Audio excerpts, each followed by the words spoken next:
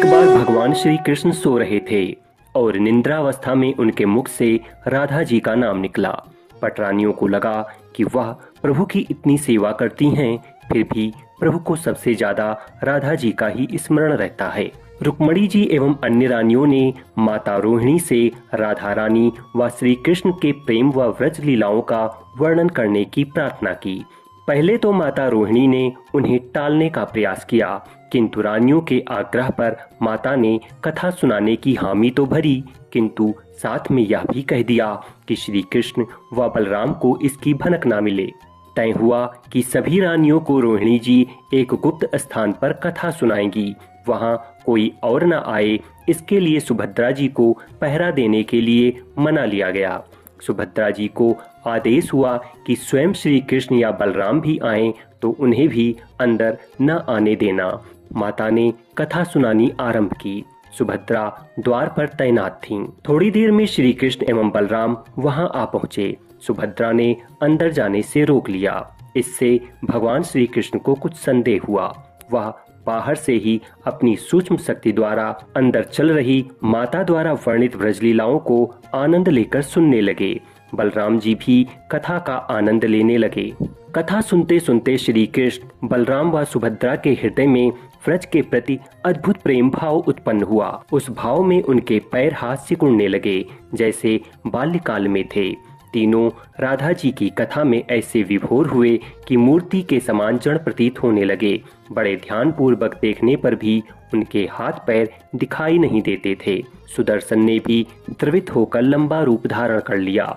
उसी समय देवमुनि नारद वहां आ पहुंचे। भगवान के इस रूप को देखकर आश्चर्यचकित हो गए और निहारते रहे। कुछ समय बाद जब तंत्रा भंग हुई तो नारद जी ने प्रणाम करके भगवान श्री कृष्ण से कहा, हे प्रभु, मेरी इच्छा है कि मैंने आज जो रूप देखा है वह रूप आपके भक्तजनों को पृथ्वी लोक पर चिरकाल तक देखने को मिले।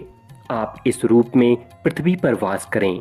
भगवान श्री कृष्ण नारद जी की बात से प्रसन्न हुए और उन्होंने कहा कि ऐसा ही होगा। कलिकाल में मैं इसी रूप में नीलांचल क्षेत्र में अपना स्वरूप प्रकट करूंगा।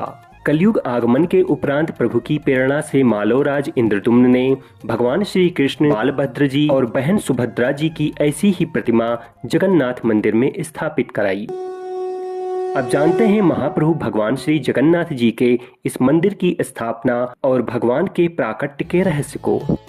राजा इंद्रदुम्न श्रेष्ठ प्रजापालक राजा थे। उनके राज्य में प्रजा सुखी और संतुष्ट थी।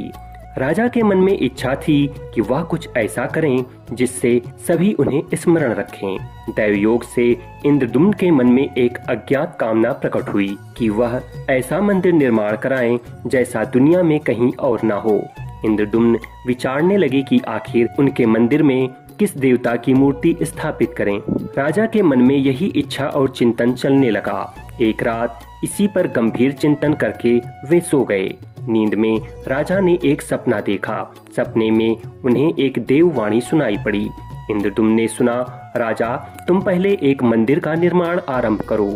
मूर्ति विग्रह की चिंता छोड़ दो। उचित समय आने पर तुम्हें स्वयं राह दिखाई पड़ेगी। राजा नींद से जाग उठे। सुबह होते ही उन्होंने अपने मंत्रियों को सपने की बात बताई। राजा पुरोहित के सुझाव पर शुभ मुहूर्त में पूर्वी समुद्र तट पर एक विशाल मंदिर के निर्माण का निश्चय हुआ। वैदिक मंत्रोच्चार के साथ मंदिर निर्माण का श्री गणेश हुआ। राजा इंद्रदुम्न के मंदिर बनवाने की सूचना शिल्पियों और कारीगरों को हुई। इससे सभी इसमें योगदान देने पहुँचे। दिन रात मंदिर के निर्माण में जुट गए। कुछ ही वर्षों में मंदिर बनकर तैयार हुआ। सागर तट पर एक विशाल मंदिर का निर्माण तो हो गया, परंतु मंदिर के भीतर भगवान की मूर्ति की समस्या जस की तस थी। राजा फिर से चिंतित होने लगे। एक दिन मंदिर के गर्भगृह में बैठकर इसी चिंतन में बैठे राजा की आंखों से आंसू निकल आए। राजा ने भगवान से विनती की, प्रभु, आपके किस स्वरूप को इस मंदिर में स्थापित करूं? इसकी चिंता से व्यग्र हूं, मार्ग दिखाइए। आपने स्वप्न में जो संकेत दिया था उसे पूरा होने का समय कब आएगा? देव विग्रह विहीन मंदिर देख सभी मुझ पर हंसेंगे। राजा की आंखों में आंसू झर रहे थे और वह प्रभु से प्रार्थना करते चले जा रहे थे, प्रभु, आपके आशीर्वाद से मेरा बड़ा मान सम्मान है। प्रजा समझेगी कि मैंने झूठ मूठ में स्वप्न में आपके आदेश की बात कहकर इतना बड़ा श्रम कराया। हे प्रभु, मार्ग दिखाइए। राजा दुखी मन से अपने महल में तो चले गए। उस रात को राजा ने फिर एक स्वप्न देखा। सपने में उसे देववाणी सुनाई दी, राजन, यहाँ निकट में ही भगवान श्री कृष्ण का विग्रह रूप है। तुम उन्हें खोजने का प्रयास करो, तुम्हें दर्शन मिलेंगे। सुबह जब राजा इंद्रदुम्न उठे तो स्वप्न की बात पुनः पुरोहित और मंत्रियों को बताई। सभी इस निष्कर्ष पर पहुंचे कि प्रभु की कृपा सहज प्राप्त नहीं होगी। उसके लिए हमें निर्मल मन से परिश्रम करना आरंभ करना होगा। भगवान के विग्रह का पता लगाने की जिम्मेदारी राजा इंद्रदुम्न ने 4 विद्वान पंडितों को सौंप दिया। प्रभु इच्छा से प्रेरित होकर चारों विद्वान 4 दिशाओं में निकले। उन चारों विद्वानों में एक विद्वान थे पंडित विद्यापति। वह चारों में सबसे कम उम्र के थे। प्रभु के विग्रह की खोज के दौरान उनके साथ बहुत से अलौकिक घटनाएं घटीं। पंडित विद्यापति पूर्व दिशा की ओर चले। कुछ आगे चलने पर विद्यापति उत्तर की ओर मुड़े तो उन्हें एक जंगल दिखाई दिया। वह भयावह था। विद्यापति श्री कृष्ण के उपासक थे। उन्होंने श्री कृष्ण का स्मरण किया और राह दिखाने की प्रार्थना की। भगवान श्री कृष्ण की प्रेरणा से उन्हें राह दिखने लगी। प्रभु का नाम लेते वह वन में चले जा रहे थे। जंगल के मध्य उन्हें एक पर्वत दिखाई दिया। पर्वत के वृक्षों से संगीत की ध्वनि सा सुरम्य गीत सुनाई पड़ रहा था। विद्यापति संगीत के जानकार थे। उन्हें वहां मृदंग, बंसी और करताल की मिश्रित ध्वनि सुनाई दे रही थी। यह संगीत उन्हें दिव्य लगा। संगीत की लहरियों को खोजते खोजते विद्यापति आगे बढ़ते चले गए। वह जल्दी ही पहाड़ी की चोटी पर पहुंच गए। पहाड़ की दूसरी ओर उन्हें एक सुंदर घाटी दिखी, जहां भील नृत्य कर रहे थे। विद्यापति उस दृश्य को देखकर मंत्रमुग्ध थे। सफर के कारण थके थे, पर संगीत से थकान मिट गई और उन्हें नींद आने लगी। लेकिन अचानक एक बाघ की गर्जना सुनकर विद्यापति घबरा उठे। बाघ उनकी ओर दौड़ता चला आ रहा था। बाघ को देखकर विद्यापति घबरा गए और बेहोश होकर वहीं गिर पड़े। बाघ विद्यापति पर आक्रमण करने ही वाला था कि तभी एक स्त्री ने बाघ को पुकारा, बाघा। उस आवाज को सुनकर बाघ मौन खड़ा हो गया। स्त्री ने उसे लौटने का आदेश दिया तो बाघ लौट पड़ा। बाघ उस स्त्री के पैरों के पास ऐसे लौटने लगा जैसे कोई बिल्ली पुचकार सुनकर खेलने लगती है। युवती बाघ की पीठ को प्यार से थपथपाने लगी और बाघ स्नेह से लौटता रहा। वह स्त्री वहां मौजूद स्त्रियों में सर्वाधिक सुंदर थी। वह भीलों के राजा विश्वावसु की इकलौती पुत्री ललिता थी। ललिता ने अपनी सेविकाओं को अचेत विद्यापति की देखभाल के लिए भेजा। सेविकाओं ने झरने से जल लेकर विद्यापति पर छिड़का। कुछ देर बाद विद्यापति की चेतना लौटी। उन्हें जल पिलाया गया। विद्यापति यह सब कुछ देखकर आश्चर्य में थे। ललिता विद्यापति के पास आईं और पूछा, आप कौन हैं? भयानक जानवरों से भरे इस वन में आप कैसे पहुँचे? आपके आने का प्रयोजन बताइए ताकि मैं आपकी सहायता कर सकूं। विद्यापति के मन में बाघ का भय पूरी तरह से नहीं गया था। ललिता ने यह बात भांप ली और उन्हें संतावना देते हुए कहा, विप्रवर, आप मेरे साथ चलें। जब आप स्वस्थ हों तब अपने लक्ष्य की ओर प्रस्थान करें। विद्यापति ललिता के पीछे पीछे उनकी बस्ती की तरफ चल दिए। विद्यापति भीलों के राजा विश्वावसु से मिले और उन्हें अपना परिचय दिया। विश्वावसु विद्यापति जैसे विद्वान से मिलकर बड़े प्रसन्न हुए। विश्वावसु के अनुरोध पर विद्यापति कुछ दिन वहां अतिथि बनकर रुके। वह भीलों को धर्म और ज्ञान का उपदेश देने लगे। उनके उपदेशों को विश्वावसु तथा ललिता बड़ी रुचि के साथ सुनते थे। ललिता के मन में विद्यापति के प्रति अनुराग पैदा हो गया। विद्यापति ने भी भांप लिया कि ललिता जैसी सुंदरी को उनसे प्रेम हो गया है। विद्यापति एक बड़े कार्य के लिए निकले थे। अचानक एक दिन विद्यापति बीमार हो गए। ललिता ने उनकी बहुत सेवा की। इससे विद्यापति के मन में भी ललिता के प्रति प्रेम भाव पैदा हो गया। विश्वावसु ने प्रस्ताव रखा कि विद्यापति ललिता से विवाह कर लें। विद्यापति ने इसे स्वीकार कर लिया। कुछ दिन दोनों के सुखमय जीवन बीते। ललिता से विवाह करके विद्यापति प्रसन्न तो था, पर जिस महत्वपूर्ण कार्य के लिए वह आए थे वह अधूरा था। यही चिंता उन्हें बार बार सता रही थी। इसी बीच विद्यापति को एक विशेष बात पता चली। विश्वावसु हर रोज सवेरे उठकर कहीं चला जाता था और सूर्योदय के बाद ही लौटता था। कितनी भी विकट स्थिति हो, उसका यह नियम कभी नहीं टूटता था। विश्वावसु के इस व्रत पर विद्यापति को आश्चर्य हुआ। उसके मन में इस रहस्य को जानने की इच्छा हुई। आखिर विश्वावसु जाता कहाँ है? एक दिन विद्यापति ने ललिता से इस संबंध में पूछा। ललिता यह सुनकर सहम गईं। ललिता के सामने धर्म संकट आ गया। वह पति की बात को ठुकरा नहीं सकती थीं, लेकिन पति जो पूछ रहा था वह उसके वंश की गोपनीय परंपरा से जुड़ी बात थी, जिसे खोलना संभव नहीं था। ललिता ने कहा, स्वामी, यह हमारे कुल का रहस्य है, जिसे किसी के सामने खोला नहीं जा सकता, परंतु आप मेरे पति हैं और मैं आपको कुल का पुरुष मानते हुए जितना संभव है उतना बताती हूँ। यहाँ से कुछ दूरी पर एक गुफा है, जिसके अंदर हमारे कुल देवता हैं। उनकी पूजा हमारे सभी पूर्वज करते आए हैं। यह पूजा निर्बाध चलती रहनी चाहिए। उसी पूजा के लिए पिताजी रोज सुबह नियमित रूप से जाते हैं। विद्यापति ने ललिता से कहा, वह भी उनके कुल देवता के दर्शन करना चाहते हैं। ललिता बोली, यह संभव नहीं है। हमारे कुल देवता के बारे में किसी को जानने की इच्छा है, यह सुनकर मेरे पिता क्रोधित हो जाएंगे। विद्यापति की उत्सुकता बढ़ रही थी। वह तरह तरह से ललिता को अपने प्रेम की शपथ देकर उसे मनाने लगे।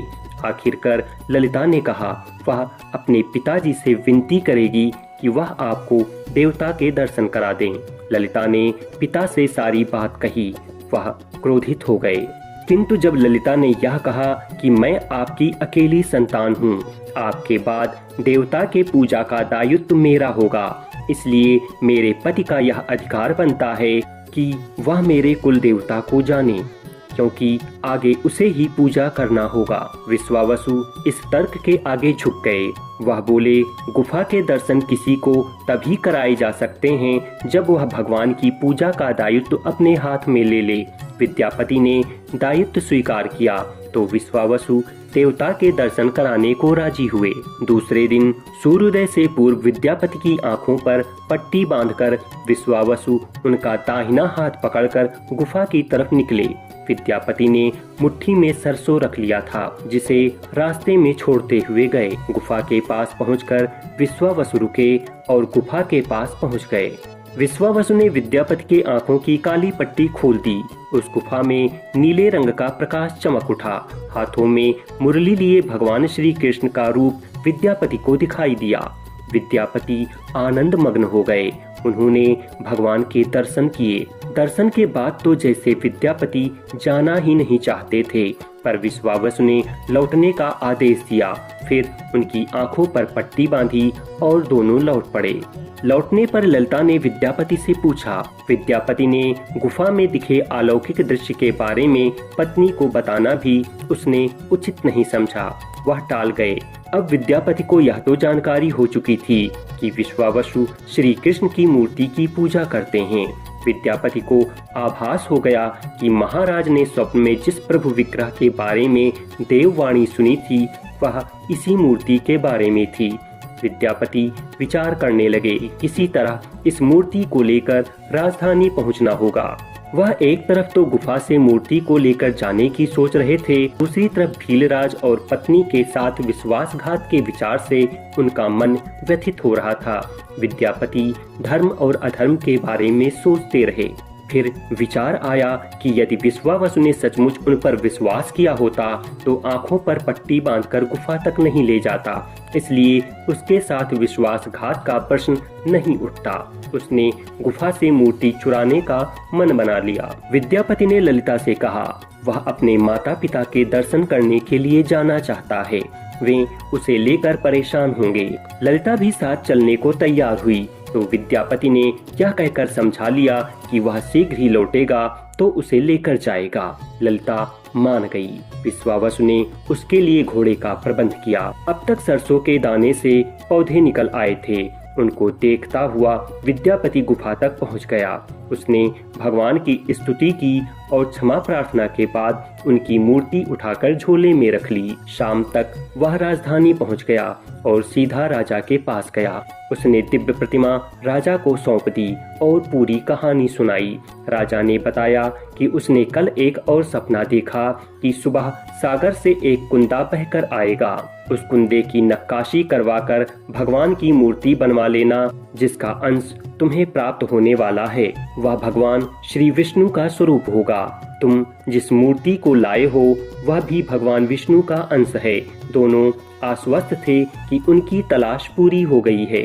राजा ने कहा, जब भगवान द्वारा भेजी गई लकड़ी से हम इस प्रतिमा का बड़ा स्वरूप बनवा लेंगे, तब तुम अपने ससुर से मिलकर उन्हें मूर्ति वापस कर देना। उनके कुल देवता का इतना बड़ा विग्रह एक भव्य मंदिर में स्थापित देखकर उन्हें भी खुशी होगी। दूसरे दिन सूर्योदय से पूर्व राजा विद्यापति मंत्रियों को लेकर सागर तट पर पहुंचा। स्वप्न के अनुसार एक बड़ा कुंदा पानी से बहकर आ रहा था। मान्यता है कि यह कुंदा द्वारिका से बहकर के आया था। सभी उसे देखकर प्रसन्न हुए। 10 नावों पर बैठकर राजा के सेवक उस कुंदे को खींचने पहुँचे। मोटी मोटी रस्सियों से कुंदे को बांधकर खींचा जाने लगा, लेकिन कुंदा टस से मस नहीं हुआ और लोग भेजे गए। लेकिन सैकड़ों लोग और नावों का प्रयोग करके भी कुंदे को हिलाया तक नहीं जा सका। राजा का मन उदास हो गया। सेनापति ने एक लंबी सेना कुंदे को खींचने के लिए भेज दी। सारे सागर में सैनिक ही सैनिक नजर आने लगे, लेकिन सभी मिलकर कुंदे को अपने स्थान से हिला तक न सके। सुबह से रात हो गई। राजा इंद्रदुम्न को भगवान की प्रेरणा अब समझ में आने लगी कि आखिर प्रभु के विग्रह के लिए जो लकड़ी का कुंदा पानी में बहकर आया है वह हिलडुल भी क्यों नहीं रहा। अचानक राजा ने काम रोकने का आदेश दिया। उसने विद्यापति को अकेले में ले जाकर कहा, अब भगवान का विग्रह बन जाएगा, बस एक काम करना होगा।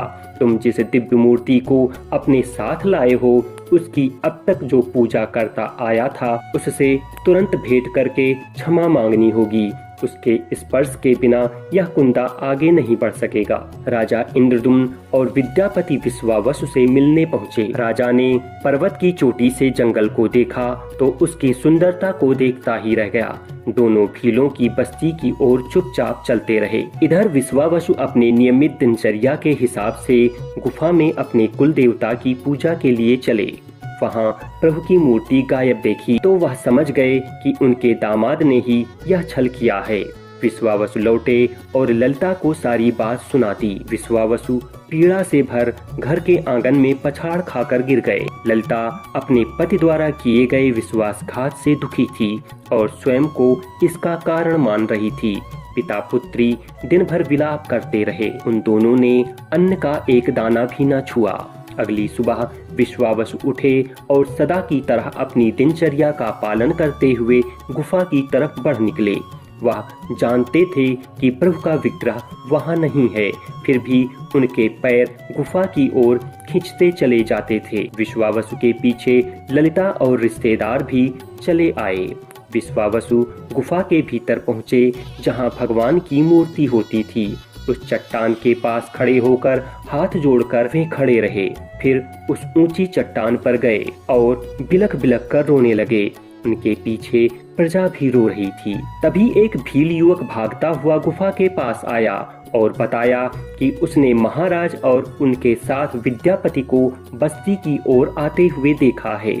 यह सुनकर सब चौंक उठे। विश्वावसु राजा के स्वागत में गुफा से बाहर आए, लेकिन उनकी आंखों में आंसू थे। राजा इंद्रदुम्न विश्वावसु के पास आए और उन्हें अपने हृदय से लगा लिया। राजा बोले, भीलराज, तुम्हारे कुल देवता की प्रतिमा का चोर तुम्हारा दामाद नहीं, मैं हूँ। उसने तो अपने महाराज के आदेश का पालन किया है। यह सुनकर सब चौंक उठे। विश्वावसु ने राजा को आसन दिया। राजा ने विश्वावसु को शुरू से अंत तक अब तक की पूरी कहानी बताई कि आखिर क्यों यह सब करना पड़ा। फिर राजा ने उससे अपने स्वप्न और फिर जगन्नाथपुरी में सागर तट पर मंदिर निर्माण की बात कह सुनाई। राजा ने विश्वावसु से प्रार्थना की, भील सरदार विश्वावसु, कई पीढ़ियों से आपके वंश के लोग भगवान की मूर्ति की पूजा करते आ रहे हैं। भगवान के उस विग्रह के दर्शन सभी को मिले, इसके लिए आपकी सहायता चाहिए। ईश्वर द्वारा भेजे गए इस लकड़ी के कुंदे से बनी मूर्ति के भीतर हम इस दिव्य मूर्ति को सुरक्षित रखना चाहते हैं।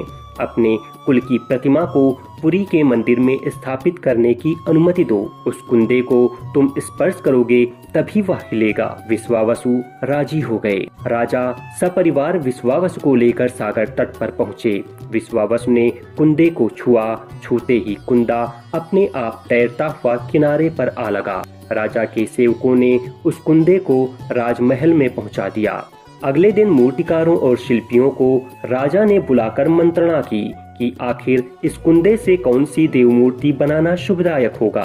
मूर्तिकारों ने कह दिया कि वे पत्थर की मूर्तियां बनाना तो जानते हैं, लेकिन लकड़ी की मूर्ति बनाने का उन्हें ज्ञान नहीं। एक नए विघ्न के पैदा होने से राजा फिर चिंतित हो गए। उसी समय वहां एक बूढ़ा आया। उसने राजा से कहा, इस मंदिर में आप भगवान श्री कृष्ण को उनके भाई बालभद्र और बहन सुभद्रा के साथ विराजमान करें। इस दैव योग का यही संकेत है। राजा को उस बूढ़े व्यक्ति की बात से संतावना तो मिली, लेकिन समस्या यह थी कि आखिर मूर्ति बने कैसे। उस बूढ़े ने कहा कि मैं इस कला में कुशल हूँ, मैं इस पवित्र कार्य को पूरा करूँगा और मूर्तियाँ बनाऊंगा, पर मेरी एक शर्त है। राजा प्रसन्न हो गए और उनकी शर्त पूछी।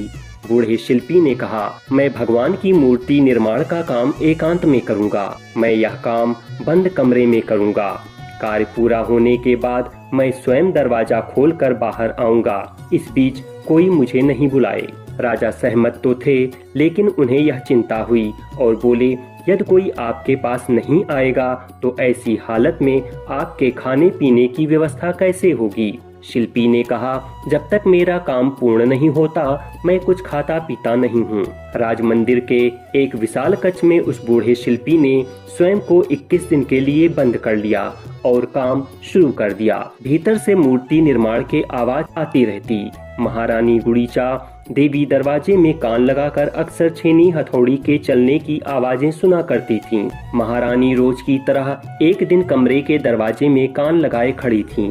15 दिन बीत चुके थे कि उन्हें कमरे से अचानक आवाज सुनाई पड़नी बंद हो गई। जब मूर्तिकार के काम करने की कोई आवाज न मिली तो रानी चिंतित हो गईं। उन्हें लगा कि वृद्ध आदमी है, खाता पीता भी नहीं, कहीं उसके साथ कुछ अनिष्ट तो नहीं हो गया। व्याकुल होकर रानी ने दरवाजे को धक्का देकर खोला और भीतर झांक कर देखा। महारानी गुड़ीचा देवी ने इस तरह मूर्तिकार को दिया हुआ वचन भंग कर दिया। मूर्तिकार अभी मूर्तियां बना रहा था, परंतु रानी को देखते ही वह अदृश्य हो गया। मूर्ति निर्माण का कार्य अभी तक पूरा नहीं हुआ था। हाथ पैर का निर्माण पूर्ण नहीं हुआ था। वृद्ध शिल्पीकार के रूप में स्वयं देवताओं के शिल्पी भगवान विश्वकर्मा आए थे। उनके अदृश्य होते ही मूर्तियां अधूरी रह गईं। इसी कारण आज भी यह मूर्तियां वैसी ही हैं। उन प्रतिमाओं को ही मंदिर में स्थापित कराया गया। कहते हैं विश्वावसु संभवतः उस जरा बहेलिये का वंशज था जिसने अनजाने में भगवान श्री कृष्ण की हत्या कर दी थी। विश्वावसु शायद कृष्ण के पवित्र अवशेषों की पूजा करता था। ये अवशेष मूर्तियों में छिपाकर रखे गए थे। आज भी विद्यापति और ललिता के वंशज जिन्हें दैत्यपति कहते हैं, उनका परिवार ही यहाँ अब तक पूजा करता है। तो यह थी महाप्रभु भगवान श्री जगन्नाथ जी के प्राकट्य की कथा। उम्मीद करता हूँ कि आपको यह जानकारी जरूर अच्छी लगी होगी। ऐसे ही विभिन्न धार्मिक कथाओं को जानने के लिए जुड़े रहिए हमारे साथ। अगर आप यह वीडियो YouTube पर देख रहे हैं तो चैनल को सब्सक्राइब करना न भूलें, और अगर आप यह वीडियो Facebook या Instagram पर देख रहे हैं तो पेज को फॉलो जरूर करें। शीघ्र मिलेंगे एक नई वीडियो में कुछ नई जानकारी के साथ। तब तक मैं विवेक कुमार श्रीवास्तव आपसे विदा चाहूँगा। धन्यवाद।